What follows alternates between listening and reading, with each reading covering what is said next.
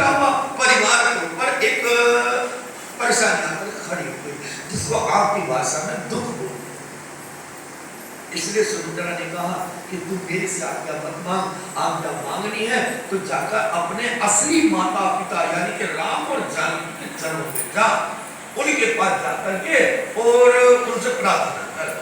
क्यों? क्योंकि जिस कुल में, देखो ध्यान देना, जिस कुल में, जिस गोत्र में, जिस परिवार में एक भी भक्त उत्पन्न होकर क्या आता है, हे लखनलाल, उसके पितृलोक में पितर भी उस पर फूलों की बरखा कराता है। किसके शब्द हैं? मंत्रा, सुमित्रा। नींद तो नहीं आ रही है?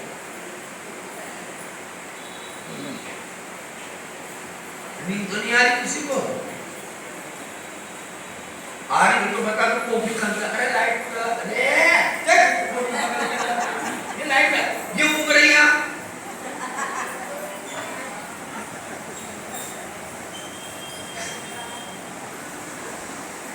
श्री राम जय राम जय जय राम, श्री राम जय राम श्री राम जय राम, श्री राम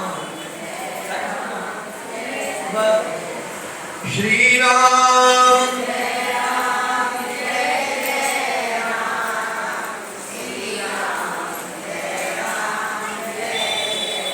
इसलिए कहा है कि जो गुरु जब जीवन में आता है ना, तो सबसे बड़ी बात वो परमात्मा का सानिध्य में हमको बैठा देता है। इसलिए हम कहें कि हे प्रभु, ये एक जैन धर्म के अंदर भी कई बातें आई हैं और हमारे भी संतों में कभी एक बात आई। एक चेला अपने गुरु के लिए प्रार्थना करता है कि हे प्रभु, मेरे गुरु को सद्गति मत देना। कितनी बड़ी बात है। हम कहेंगे मेरे पिता को सद्गति मत देना, और कहना भी चाहिए, इसमें कोई बुराई नहीं है। सद्गति का मतलब क्या? सद्गति मत देना यानी कि तुम अपने चरणों में ठिकाना मत देना। ये गुरु के चेले की बात है।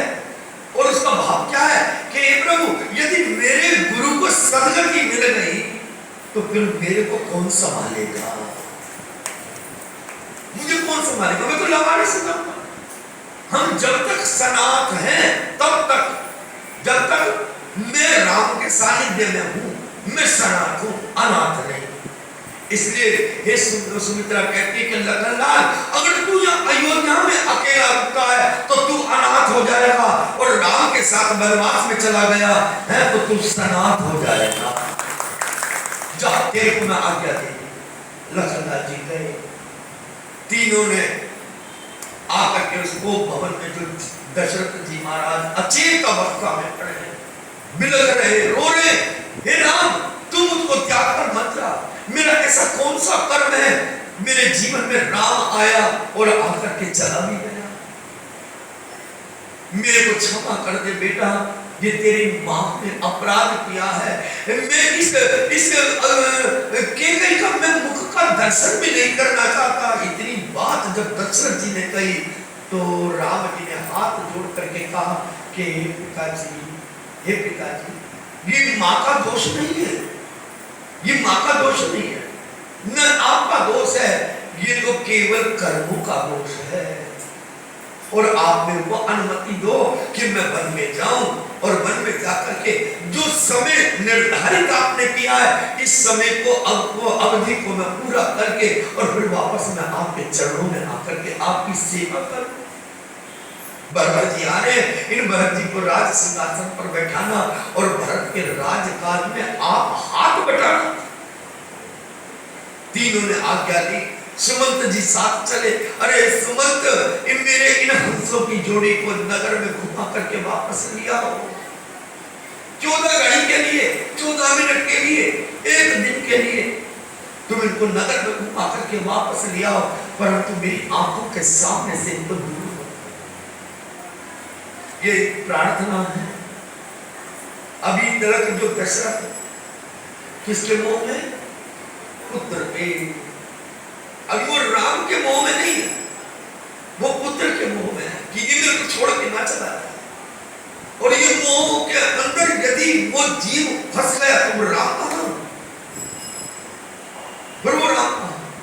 और राम जी क्या कहना चाह रहे हैं कि ये जो मैं आया अवतार लेकर के क्या जगत का कल्याण करने के लिए, अगर मैं यहां रुक गया तो कार्य हो नहीं पाएगा।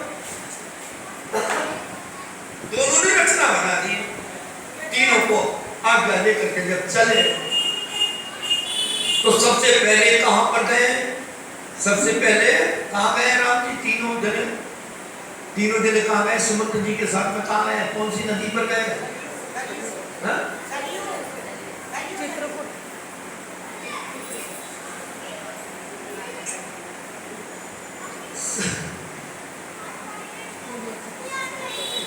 आपको याद है? पता ही नहीं मेरे को। सही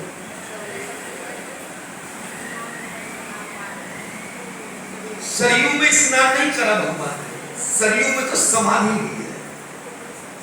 सबसे पहले भगवान ने तमसा नदी में स्नान किया है, जब केवट का निवास है, जब केवट का निवास तमसा नदी में आचमन जरूर किया है सरयू का, पर तमसा के ऊपर उन्होंने जाकर स्नान किया है। तमसा पर क्यों किया है? बोला अब हमारा जो वनवास जीवन है ना, ये वनवासी जीवन, इसके अंदर बड़ा कष्ट सहना है, यानी कि तप है, ताप है। ताप माने दुख है, ताप माने दुख है। ताप भी तेज होता है, ताप माने अग्नि, और दुख क्या होता है? वो भी अग्नि है। तो ये जो जीवन है ना हमारा, बोले तपस्या के बिना ये जीवन बेकार है। अब हमारा तपस्या का समय है, तप का समय है। तो उन्होंने क्या करा? बोले तपसा में स्नान करो और वहां से तपसा नदी का आशीर्वाद प्रदान करो। वहीं पर आज मुलाकात हो गई, किससे? केवट का, है ना? केवट का से उनकी मुलाकात हुई और केवट ने जो का सम्मान करा, अपने पूरे गांव को इकट्ठा कर लिया। अरे सब आओ, देखो आज हमारी नगरी पावन हो गई, पावन हो। सब लोग आ गए, सबने प्रणाम किया, एक शिला के ऊपर बैठाया और उसके बाद में प्रभु के लिए जैसा जैसा वहां पर वातावरण था, ये प्रभु ऐसे सुकुमार, वहां की प्रजा कहाँ रहता है? केवट। केवट का गांव कौन सा है? श्रृंगवेरपुर।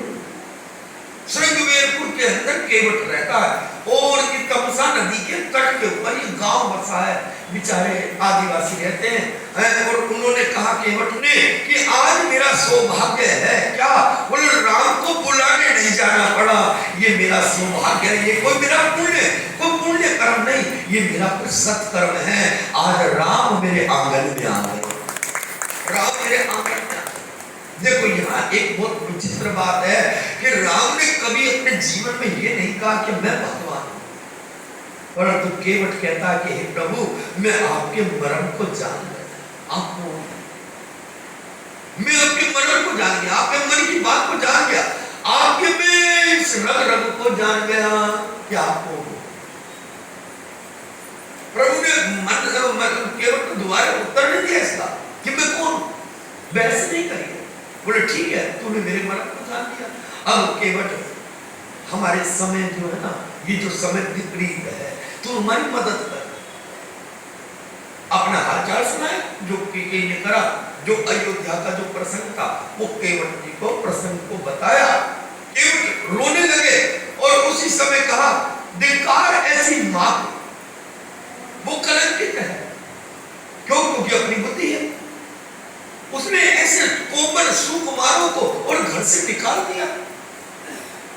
मैं कभी कभी एक बात कह देता हूं और ये रामायण की सूत्र है, रामायण का एक ही सूत्र है कि आपके 100 काम है, 100 काम अच्छे हैं और उनमें से एक काम के अंदर गड़बड़ है तो क्या होगा? बोले 99 पे पानी फेर देगा। केकई में सारे गुण हैं, पर एक अवगुण क्या हुआ? बोले राम को वनवास हो गया। इससे क्या हुआ कि कई की जितनी तो तपस्या, जितनी भी अच्छाई, वो सब खत्म हो। यही हमारा हाल है नहीं है? घर में बहू सारे काम अच्छे कर रही है और एक काम जरा से गलत हो जाए, क्या होगा? बोले कि सारे कामों का पानी पी जाए। तो आज अयोध्या का भी और श्रृंगवेरपुर का भी जो भी सुनता है कि कहीं को दुर्वचनी बोलता है, कि कहीं को अपशब्द बोलता है, वो केवट ने क्या किया? केवट ने क्या किया कि प्रभु ये माने गलत किया। और यदि फिर भी मैं आपसे चरणों में निवेदन करूं, और निवेदन क्या कि हे प्रभु आप मेरी इस नगरी में वास करो, मेरे इस घर में वास करो, मेरे इस घर में वास करो। उन्होंने कहा नहीं नहीं नहीं, केवल ये तुम्हारा सम्मान है, तुम्हारा आदर है, तुम्हारा भाव है, फिर भी मेरे पिता की आज्ञा है, मैं इस पिता की आज्ञा को श्रोधार है, श्रोधार मतलब मैंने इसको ग्रहण किया है और मैं 14 साल तक क्या बोला किसी नगर में प्रवेश नहीं करूंगा।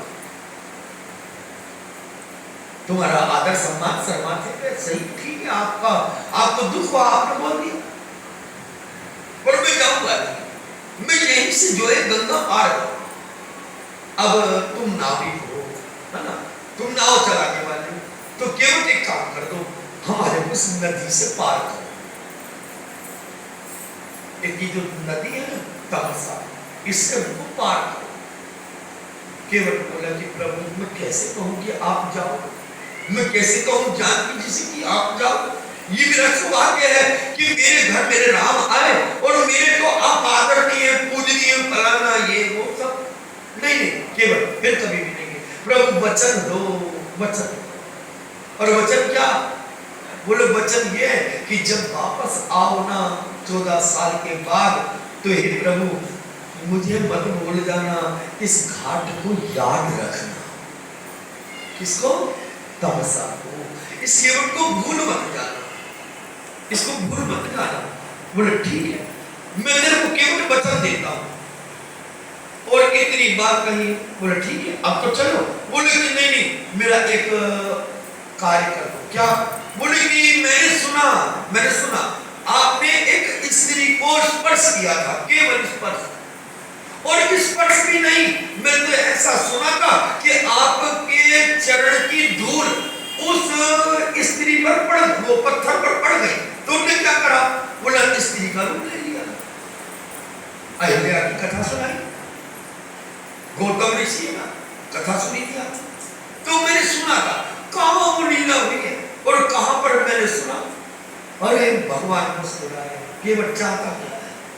बोले प्रभु एक अनुमति दे दो, आप अपनी आज्ञा दे दो। क्या आज्ञा? बोले मैं आपको अपनी नाव में चढ़ाऊं, उससे पहले मैं आपके चरणों को धोऊं और उसके बाद फिर मैं क्या?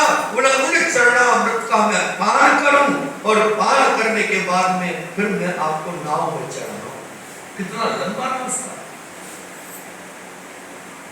कितना लंबा रास्ता। ठीक है, जो आज्ञा करो। तो कठोटा लेके आया। कठोटा कौन सा होता है? लकड़ी का, काठ का बना हुआ, मट्टी का बर्तन नहीं लाया, मट्टी की परात नहीं लाया, कुछ सोने चांदी की नहीं लाया, लकड़ी की लाया। क्यों? इसके अंदर जो मेरे घर का भोजन बनता है, आटा गूंदा जाता है, इसमें आटा गूंदा जाता है और मैं उसी को लेके आऊंगा, क्योंकि जैसे जैसे मेरा परिवार इसमें जो आटा गूंदेगा, उससे जो भोजन प्रसाद बनेगा, और जैसे जैसे वो प्रसाद मेरे शरीर में जाएगा, अंग पवित्र, इंद्रियां पवित्र, और आखिरी में मन पवित्र, और मन के बाद अंतःकरण पवित्र, और अंतःकरण पवित्र, तो मेरे को राम का साथ मिल जाएगा। कितना लंबा चैन उसने बनाया। कठोता मंगवाया, कठोता के अंदर चरण रख दिया। बोले प्रभु किसके अंदर चरण रखो, और जैसी चरण रखे तो बोले अरे केवल कुछ तो रखा। बोले अगर तूने एक चरण इस कठोते में रखा और अगर मैं गिर गया तो बोले नहीं, गिरने नहीं दूंगा प्रभु, गिरने नहीं दूंगा। बोले फिर करूं क्या? बोले एक काम करो, आप कठोते में चरण रख दो और अपने दोनों हाथों को मेरे सर पर रख दो, मेरे सर पर रख दो, सहारा मिल जाएगा। भगवान चतुराई समझ रहे हैं। और बुद्धि भी हमारी ऐसी होनी चाहिए। संसार के प्रति तो है, हम अपना चतुराई संसार में तो खूब दिखा रहे हैं, कभी कभी ये चतुराई परमात्मा के मंदिर में भी दिखा रहे हैं कि हे प्रभु मेरे सर के ऊपर आपका हाथ आ जाए, मेरे हाथ आ जाए, आपका आशीर्वाद मिल जाए। गोपियां कहती है कि हे प्रभु आप अपना हस्तकमल हाथ और कहा, बोले मेरे चित्त पर रख दो, बुद्धि पे नहीं, मन पर नहीं, मेरे चित्त पर रखो। और जो चित्त के ऊपर चीज आ जाती है तो वो हटती नहीं है। बेटा, पति, परिवार कहाँ बैठा है? मन में ही, बुद्धि में कहाँ बैठा है?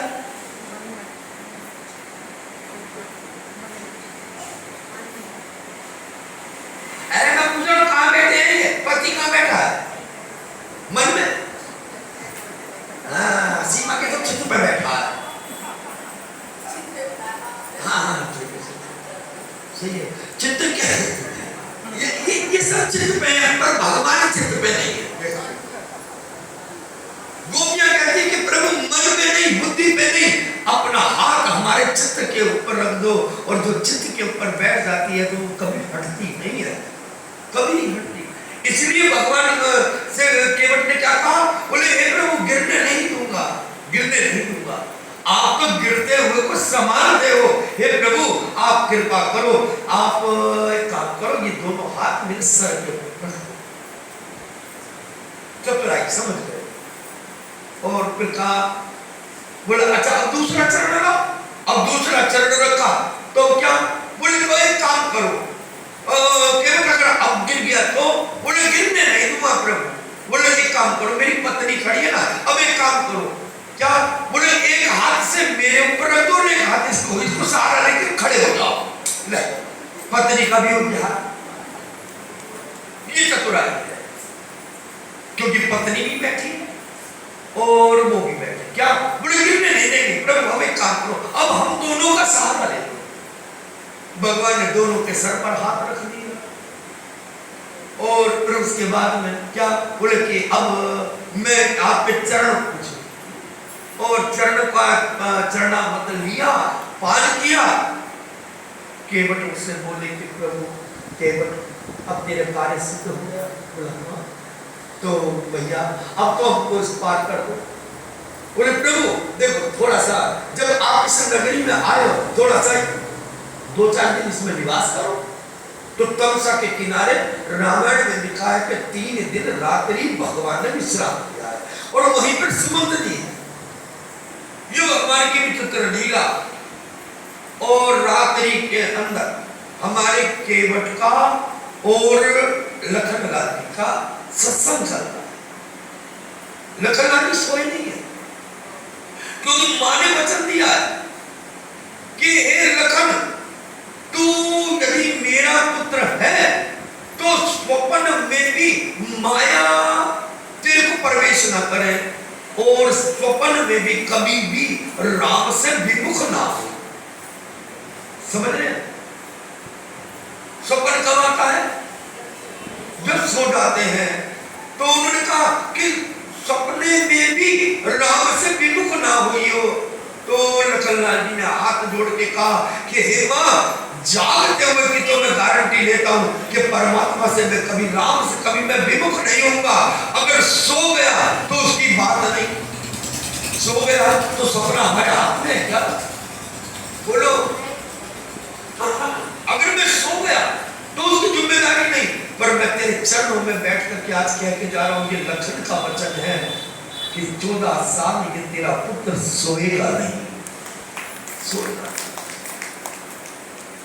सारी रात सत्संग चलता है।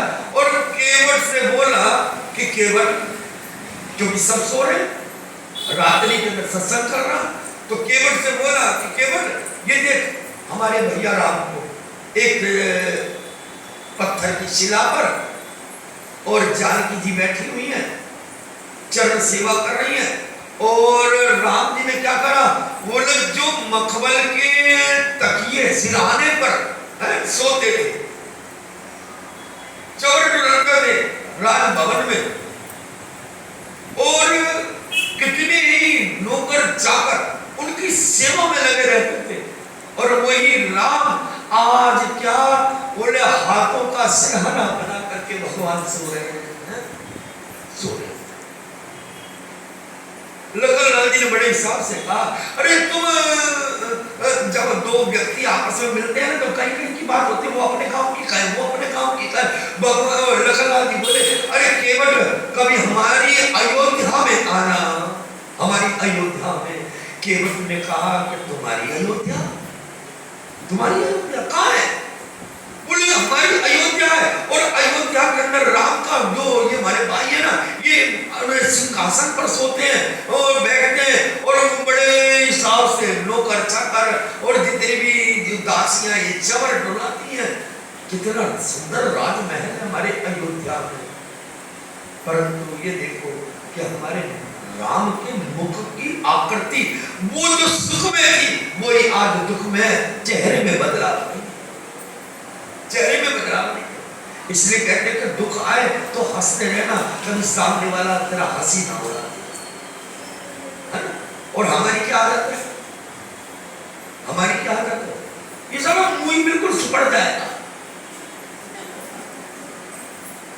होता ही नहीं होता, आंखें दब जाएगी और मुंह सुपड़ जाए।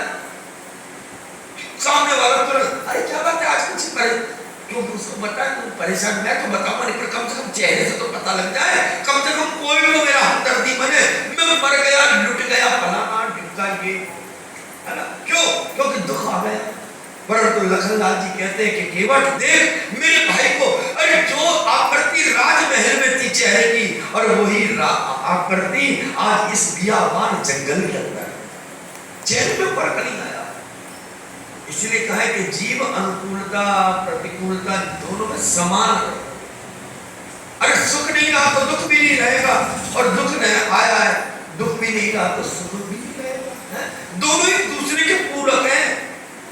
लाभ हानि, स्त्री पुरुष है, माँ पुत्र, ये सब एक दूसरे के पूरक, ये इनके बिना चल नहीं पाए। पति पत्नी के बिना चलेगी क्या? पति पत्नी से अलग रहेंगी? अरे बोलो ना, हाँ? इसमें भी गर्दन किसी को हिल रही है, किसी की हाँ। तो सही बताऊं तो सीखने वाले तोते हो। एक पिंजरे में कह दो उसको, कह दो इसका तो बोलता रहेगा। हम अपनी भी तो थोड़ी सी अकल उड़ा ले, क्या वो रह पाएंगे? बेटे से माँ अलग रह पाएगी? नहीं।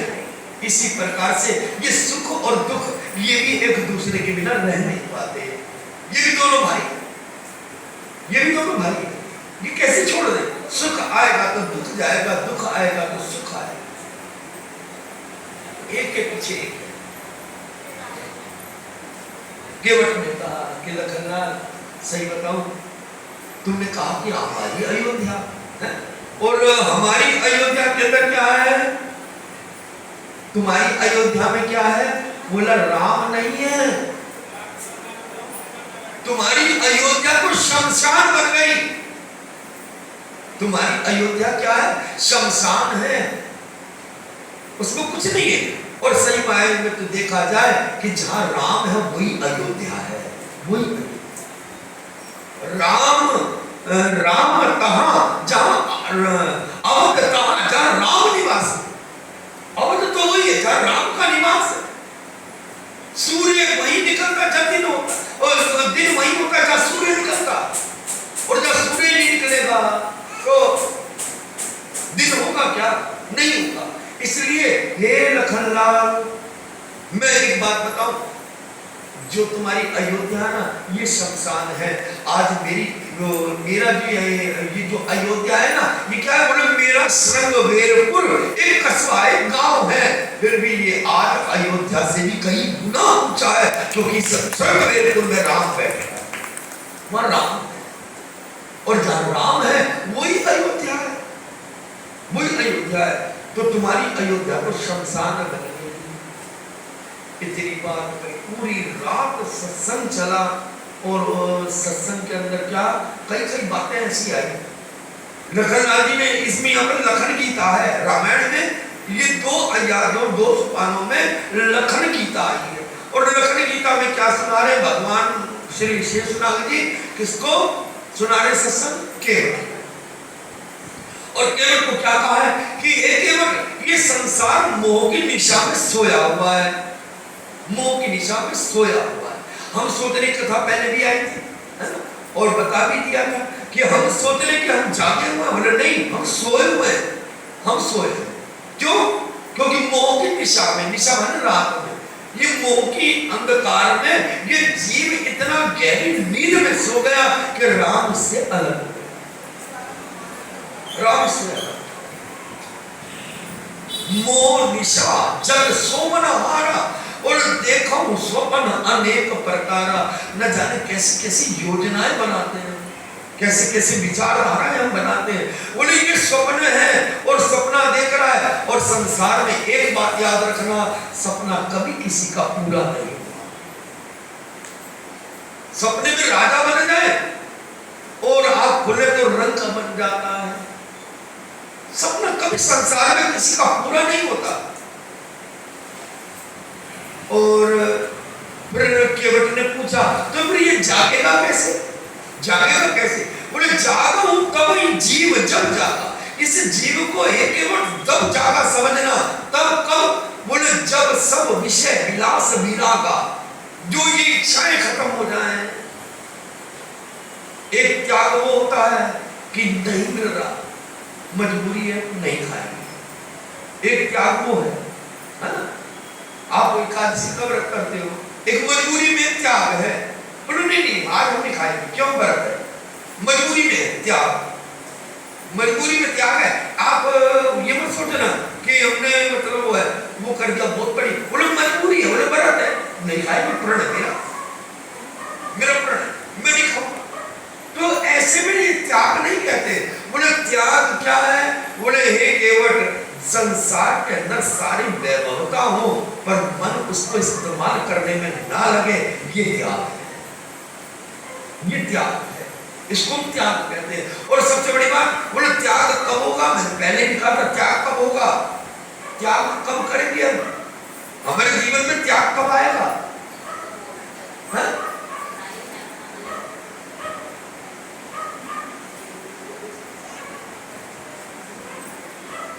और 19 तारीख तक है वैसे।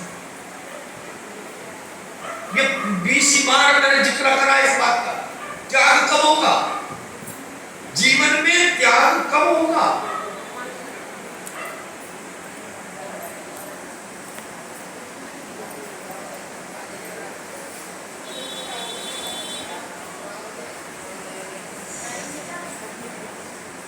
सही बात में देखा जाए ना तो आप लोग चलो ठीक है, बढ़िया है, करत करता अभ्यास पे जड़मत हो तो सुधार। ये जड़मती भी कभी ना कभी तो सुधरेगी, कभी ना कभी तो सुधरेगी। जीवन के अंदर त्याग जब ही होगा जबकि तुम्हारा परमात्मा से या संसार के किसी भी व्यक्ति से अटूट प्रेम होगा, और प्रेम में ही त्याग कर सकता है। और जब तक प्रेम नहीं तो त्याग कहां? देखो एक चैन बनी है, बोले संबंध नहीं होगा, जब तक संबंध नहीं बनेगा तो प्रेम नहीं होगा, और प्रेम नहीं होगा तो त्याग नहीं होगा। आ रही बात समझ में? हाँ आ रही है। अरे जब हमारा किसी से संबंध होता है, मैंने पहले भी कई बार इस कथा बोला, बोले जब तक संबंध नहीं है तब तक बेटा बेटी पर आए, और एक दिन तिलक होते ही संबंध बन गया, प्रेम शुरू होता है तो वहां क्या होगा? त्याग। एक लड़का लड़की, मैंने पहले बताया ना, जब प्रेम करते देख रहे और उसमें क्या बोला त्याग कर रहे हैं, बोले मैं परिवार त्याग करूंगा। लड़का भी क्या, माँ बाप जो जन्म दे रहे मैं त्याग दूंगा तेरे लिए। और बेटी क्या कह रही है, बोले चिंता मत करो, मैंने अपनी माँ को बोल दिया या तो मैं मर जाऊंगी नहीं तो मेरा किसी से ब्याह कर।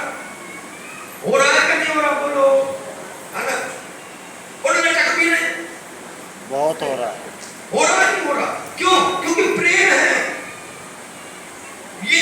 इसको प्रेम नहीं कहते। बर्बादी। ये मर जाना, गिर जाना, फलाना ढिमका, भाग जाना, ये प्रेम नहीं है। ये तो केवल अपना स्वाद है, स्वार्थ है। इसको प्रेम नहीं कहेंगे, इसको प्रेम नहीं कहेंगे। एक लैला मजनू का किस्सा तो सुना ही है ना। और वो लैला मजनू के पीछे भाग रही, एक आसन लगा के मौलवी साहब नमाज पढ़ रहे हैं और वो अपनी धुन में चल रही है। मजनू कहाँ है, मजनू कहाँ है? उसका ध्यान मजनू पे और गलती से लैला का पैर मौलवी साहब के आसन पर लग गया। मौलवी साहब खड़े हो गए, अरे तेरे को अकल नहीं है, तू मजनू मजनू करती घूम रही है, तेरे को अकल नहीं? बिल्कुल मेरे को पाप कर दिया, मेरे को फलाना कर दिया, ये कर दिया। वो सुनती रही लैला और आखिरी में हाथ जोड़ करके बोली कि मेरे को माफ करना मौलवी साहब, इसका मतलब मैं तो अपने मजनू के ध्यान में ऐसी खोई कि मेरे को आप भी नजर नहीं आए, और इसका मतलब मेरा ध्यान तो मजनू पर था और आपका ध्यान मुझ पर था। ये प्रेम नहीं है। माला तो कर्मे फिरे है और जीव फिरे घुमाई और मनवा को चाहूं दिस फिरे तो ऐसो सुमरन ना। मैं ऐसा सुमरन को सुमरन नहीं समझता। तो जहां त्याग है, जहां प्रेम वहां त्याग। और प्रेम कब बनेगा? जब हमारा संबंध होगा। ये गोपाल जी अपने अपने घर में बैठा के हैं, ये पीतल के हैं, इनसे कुछ संबंध जोड़ा है क्या? गोपाल जी नहीं, जन्माष्टमी को गोपाल जी गए, एक नंबर लाओ, दो नंबर, इनके तो नंबर ही मतलब बना दिया, इनके नंबर ही बना दिया। वो लोग 8 नंबर के, हमारे वाले 8 के हैं, तेरे 5 के। हो रहा है कैसा? और यकीन करके मानना, मैं कई मतलब मेरी हाथों में गंगा बह रही तो मैं कहता नहीं, पर जहां मैं दुर्गापुरी बैठ के आया हूं ना, मैंने सही बताऊं तो यही शब्द एक बार बोला था कथा के माध्यम से, सत्संग के माध्यम से, कि आप परमात्मा से कुछ संबंध जोड़ो। अगर बेटा नहीं है जीवन में तो मैं कह रहा हूं कि कन्हैया को बेटा बना दो। ये तो आत्मदेव की कथा में भी उन्होंने कहा ना संत ने, अरे बेटे के लिए रोते हो, अगर बेटे का इतना ही तुम्हारे को शौक है तो एक काम कर लो ना, तुम बाके बिहारी को अपना बेटा क्यों नहीं बनाओ ना। अरे दुनिया का बेटा तो साथ छोड़ जाएगा, पर रोज को तुमने बेटा बना लिया ना, तो ये समझ के चलना, दाह जीवन जब तक सांस में सांस है तब तक वो तुम्हारे साथ में चलेगा, साथ में चलेगा।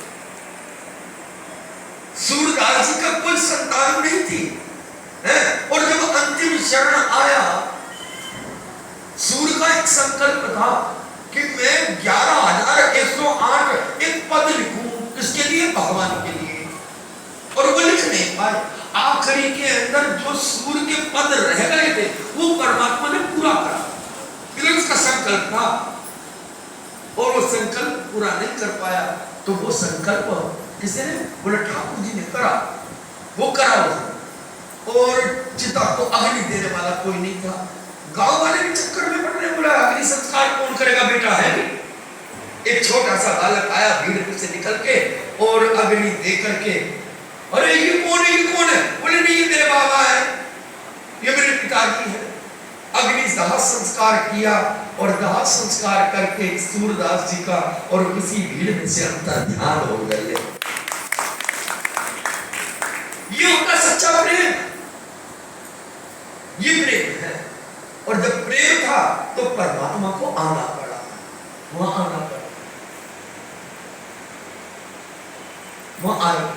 तो उन्होंने क्या करा, बोले कि जब तक जीव इसको ज्यादा कम समझना, जब सब विषयों से इसका मुख मुड़ जाए, इच्छा खत्म हो जाए।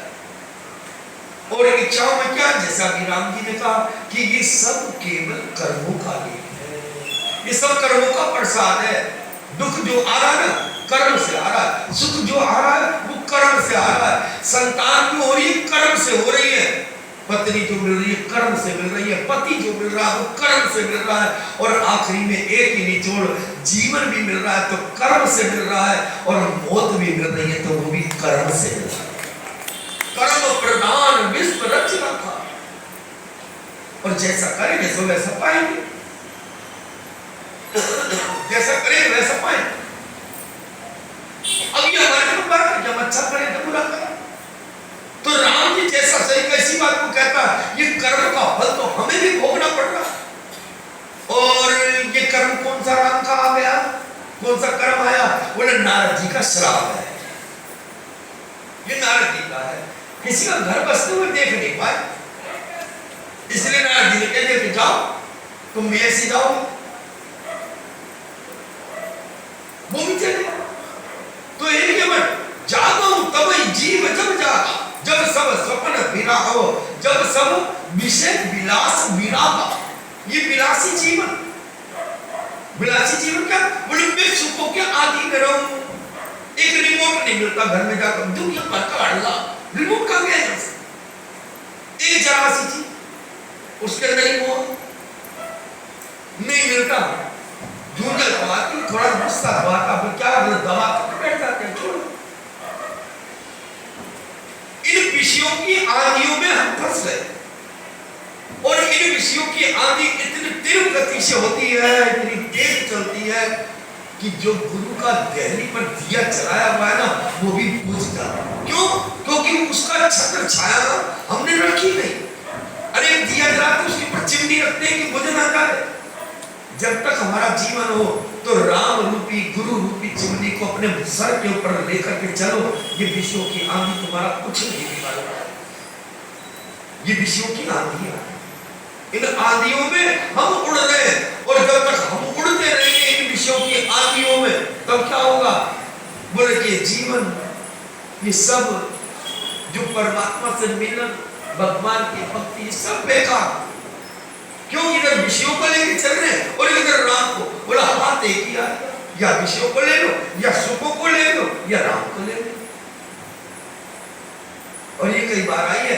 अगर सुखदेव जी महाराज कहते हैं कि राजन मैं तू राजमहल में है, परीक्षित का राजमहल, और राजमहल में आकर के सुखदेव जी महाराज कहते हैं कि राजन चल मैं तेरे को राम कृष्ण की कथा सुनाऊं, तो क्या परीक्षित सुनता?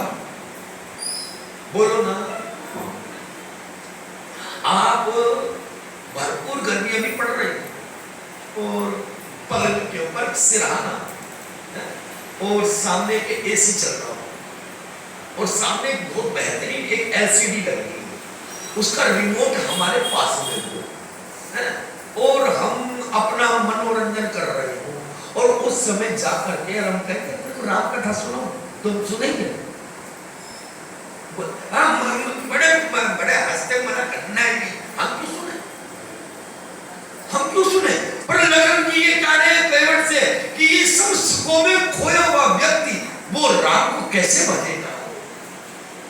तो फिर जैसे आए वैसे चले गए, फिर हाथ क्या लिया भाई? जैसे जीवन मिला वैसे ही चले गए, क्योंकि सुखों की नींद में सो रहे और सुखों की नींद इतनी गहरी में है कि हम राम को भूल गए।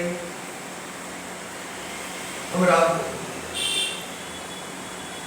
लेके कांधे पे तुझको चले जाएंगे, लेके कांधे पे तुझको चले जाएंगे, लेके कांधे पे तुझको चले जाएंगे, लेके कांधे पे तुझको चले जाएंगे, तेरे अपने ही तुझको जलाएंगे, तेरे अपने ही तुझको जलाएंगे, तेरे अपने ही तुझको जलाएंगे।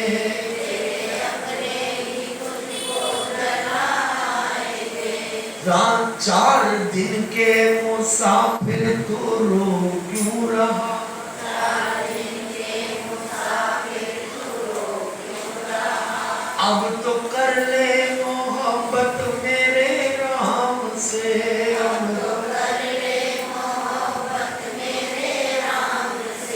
तो भरोसा है इस जिंदगी का, साथ देती नहीं है किसी का। क्या भरोसा है इस जिंदगी का, साथ देती नहीं है किसी का। बस यही समझ के चलना कि जीवन का कोई कि यार मैं भी 2 दिन से ऐसी ऐसी खबरें सुन रहा हूँ यहाँ बैठा हुआ कि मैं ताजुब कर रहा हूँ कि परसों जल चढ़ाने के लिए बेचारी आती है और सुबह सुबह मैं खबर सुन लेता हूँ कि वो दुनिया से चली है। और हम क्या कर रहे हैं, सामान्य 100 बरस का और पल की खबर पे, पल की खबर पे, ऐसा ऐसा जीवन के अंदर हमारे ये हम सब कुछ नजारा देख रहे हैं और फिर हम एकदम से चौकन्ने हो गए, फिर हम अनजाने में खो रहे, फिर हम उस नींद में सो रहे, हमारा कुछ नहीं होगा, हम ये स्वस्थ हैं। अरे वो भी स्वस्थ थे जो गए हैं, आदमी एक गया। कुल मिलाकर के मैं कह रहा हूं कि क्या जीवन है हमारा, ये बुराई अच्छाई ये 2 ही चीज चलेगी साथ, ये 2 ही चीज चलेगी। मैं कभी कभी इस बात को कह देता हूं कि जब तक चीज सामने है उसकी कदर कर लो, और जब वो वस्तु सामने से निकल जाती है तब कदर करी तो क्या करें, फिर करी तो क्या करें। कभी कभी समय के ऊपर एक माचिस जो 1 रुपए की है उसकी भी वैल्यू बन जाती है, होता है कहां से है, अरे तू ही दियो, उसकी भी कीमत हो जाती है। तो यही जो हमारा जीवन का एक निचोड़ है। उन्होंने कहा कि चलो केवल अब हमको नाव में बैठाओ, हमारे पास कुछ है नहीं, क्या दाम, बोले प्रभु दाम तो मांगा नहीं ना, बैठो आप बैठो, चरण धोए और बड़े आदर से नाव में बैठा। अब नाव में बैठाया तो हाँ, तो प्रभु कहाँ चलना, बोले नदी पार, ठीक है, इस किनारे से उस किनारे पर जाना है, और हमारा भी क्या है, बोला इस किनारे से उस किनारे पर, बीच में एक सागर है, इसको कहते हैं भव सागर, और 2 किनारे हैं, सुख दुख 2 किनारे हैं, ना जान कहाँ जाए हम बहते धारे, हम बहते धारे, संसार में एक नदिया, संसार में सुख दुख 2 किनारे हैं, सुख दुख 2 किनारे हैं, ना जाने कहाँ जाए हम बहते धारे, ना जाने कहाँ जाए बहते धारे, हम बहते धारे, जैसे लहर आती है ना, चली जाती है। अब हमारा जीवन भी एक ऐसी हो रहा उथल पुथल, कभी इधर किनारे पे, कभी उधर किनारे पे, कभी सुख के किनारे पे, कभी दुख के किनारे पर, और ये बह बह करके जैसे कोई बाढ़ आती है और पानी का बहाव होता है, जो होता है वो सबको बहा करके ले जाती है, ऐसी एक केवट ये जीवन भी हमारा ऐसा है। कहाँ तैर रहा है, भव सागर, केवट ने बैठा लिया। अब उस सागर के अंदर इधर से इधर, उधर से इधर घुमारे लकल ला, तो थोड़ा सा गुस्सा आया, अरे केवट, अरे केवट ये क्या कर रहे हो, बोले क्यों क्या बात है, बोले कि हमने क्या कहा था, बोले किस किनारे से उस किनारे जाना, तुम इधर कहाँ नहीं जा रहे। केवट बोला कि भैया बैठ, शांति से बात कर, हमें भी मालूम तुम कौन हो, क्योंकि पुकार मारेगा, हमें भी मालूम, पर बैठ जाओ, पर मैं हाथ जोड़कर तुमसे प्रार्थना करूं, बुढ़ा बोलो क्या बात है, बोले मैंने जिस समय तुमको नाव में चढ़ाया था उस समय मैंने तुमसे कोई मजदूरी तय करी, कोई मैंने कहा कि जिन्हें तुम्हें देने पड़ेंगे, लेकिन बोला नहीं ये तो नहीं बात हुई, वो तो बैठे रहो, क्या दिक्कत है, बैठो, थोड़ी सी देर में फिर घुमाए, लखन फिर खड़े हो गए, अरे देखो केवल अकल नहीं है बिल्कुल भी, बोले महाराज अकल तो मेरे में बहुत है, बुद्धि बहुत है ना, बुद्धि बहुत है, अरे तुम नाव चलाना ही बड़ा बना रहेगा, अरे मेरे को बुद्धि है कि नहीं है,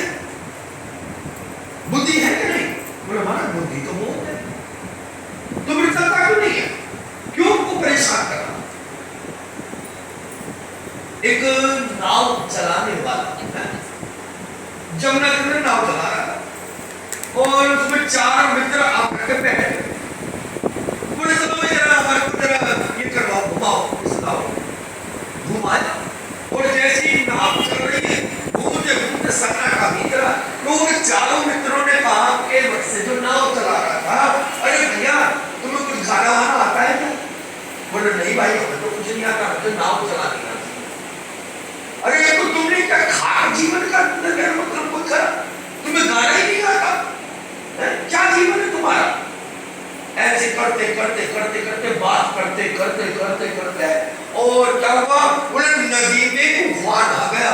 अब नाव डगमगाने लगी, नाव डगमगाने लगी तो नाव चलाने वाले ने देखा कि नाव डूबेगी, अब बचेगी नहीं, तो उन्होंने क्या करा, उन्होंने नाव में से छलांग लगा दी। वो तो तैरना जानता है ना, और वो तैरता हुआ जब चलने लगा तो वो चारों मित्र बोले, अरे अरे अरे केवट तुम कहाँ, अरे हमको बचाओ बचाओ, हम तो डूब जाएंगे।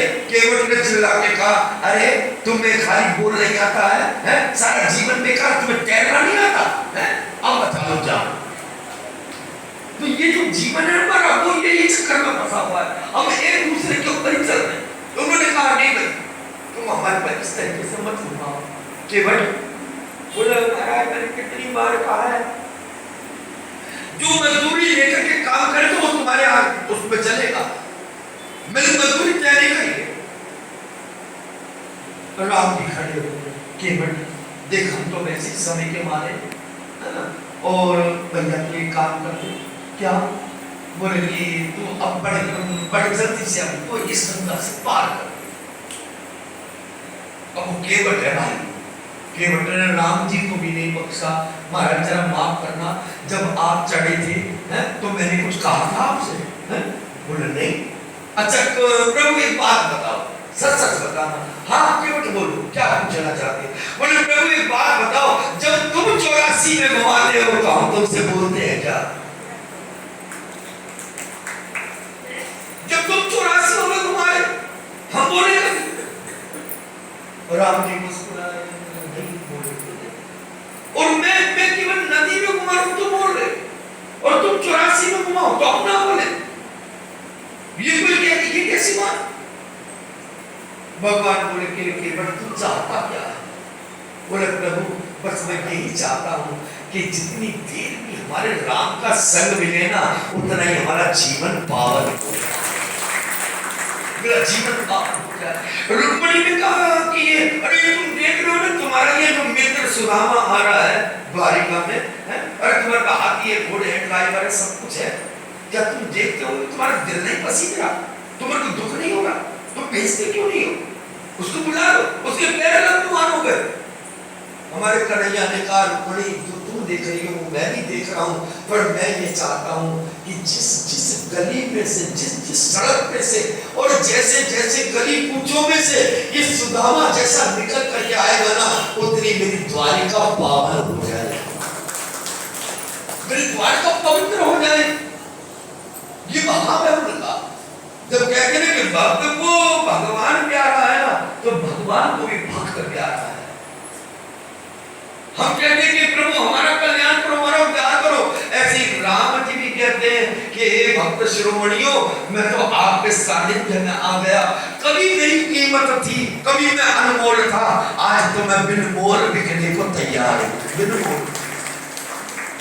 केवट ने वही बात कही, गंगा पार उतारा, और पार उतार करके ये कथाएं सबको पता है, और कुछ देना चाहा तो राम जी के पास तो कुछ भी नहीं है। हाँ जानकी जी के पास एक अंगूठी है, और वो अंगूठी क्या हुआ, बोले कि चाहती तो सीता जी उस केवट को दे देती। राम जी ने इशारा करा, बोले तुम एक काम करो, ये जानकी जो अंगूठी है ना, जो मुद्रिका, वो इनको दे दो। फेरों के अंदर एक शर्त रखी जाती है, 7 वचन होते हैं ना, अब आपको पता नहीं हुए कि नहीं वो फेरे, मुझे नहीं पता हुए फेरे, 7 वचन है।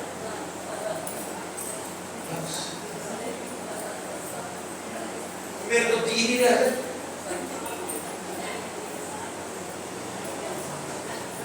उन 7 फेरों के अंदर 7 वचन रहते हैं, और 7वें वचन में सबसे आखिरी का वचन यही है कि धर्म के कार्य जब भी आप करो तो दोनों का हाथ लगना चाहिए,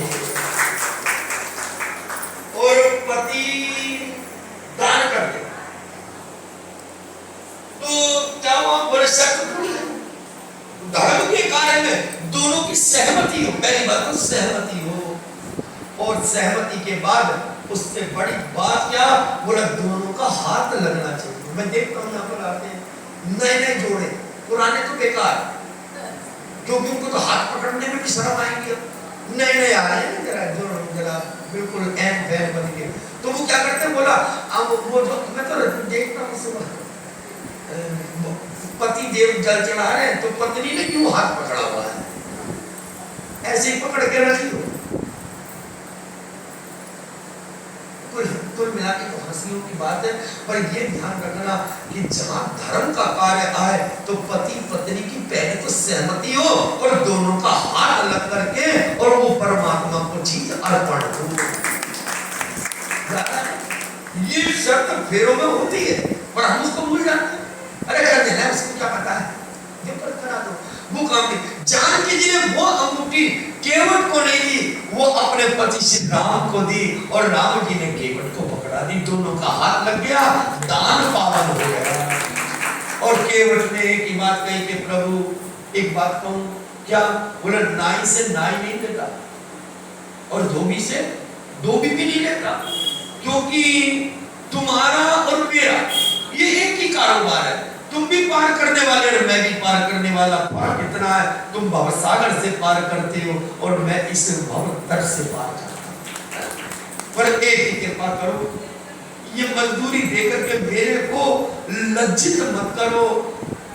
बोले नहीं केवटी तो तुम्हारा हक है, मांगो, तुमको लेना चाहिए। बोले नहीं ये उधार है, उधार है प्रभु, ये कभी समय आएगा तो मेरे को दे देना। बोले समय कौन सा, बोले प्रभु एक शर्त क्या, बोले पहली शर्त कि जब तुम 14 वर्ष वनवास पूरा करके आओ तो सबसे पहले मेरे से मिलन करना, और दूसरी बात कि जब मैं तेरे दरवाजे पर आ जाऊं तो मेरे को इसी तरह पार कर देना जैसे मैंने आज तुमको पार किया, मुझे भी ऐसे पार कर देना। आज की कथा को मैं यही विश्राम लेकर के और कल की कथा प्रसंग में आगे वनवासकालीन समय जैसा भी है संत महात्माओं से मिलन और सुग्रीव मैत्री हनुमान मिलन है, और आगे जाके जैसे भी लीला भगवान चलेगी। पर मैं इतना कहूँगा कि जो लेकर के कार्य करोगे तो बंध जाना पड़ेगा। अभी आपने सुना कि आपने मजदूरी दे दी तो मेरी मर्जी में जहाँ भी ले चलूँ, तो भैया वही बात मैं इस व्यासपीठ से कहूँगा कि जब तुम्हारे से मेरी मजदूरी तय नहीं है, मैं चाहे राम की कथा सुनाऊँ चाहे मैं कृष्ण की कथा सुनाऊँ, अगर आपसे मजदूरी तय होती तो मैं राम की कथा भी चलता। जैसे